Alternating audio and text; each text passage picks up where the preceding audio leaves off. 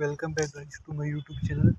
In today's video we are going to discuss system design through Verilog NPTEL assignment week for the week 3. Go to course. Week 3 assignment 3. For our first question, answer will be option A, that is MNO. Question second, answer will be option B, that is MVO. Question third, answer will be option C, ANO. Question fourth, answer will be option D, ABO.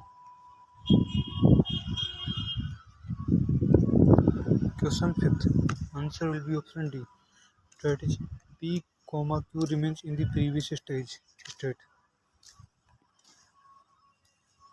Now for the question sixth, answer will be option B, that is P equals to 0 and Q equals to 1.